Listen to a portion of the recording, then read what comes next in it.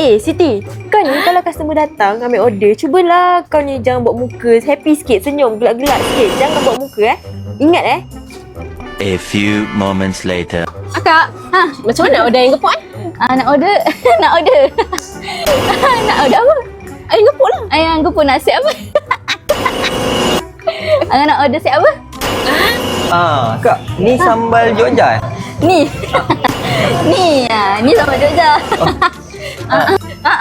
Kelakar ke sambal ni? Sambal hijau? Sambal hijau pun kelakar juga? Kelakar lah. Cuba tengok dulu. Nak tengok harga? Tak apalah. Harga? Tak apa. Kak, nak order? Akak nak order apa? Nak order ayam gepuk set D rasanya. Set D? Boleh. Air? Air? Gelak-gelak. Nak air sirap je lah. Air sirap.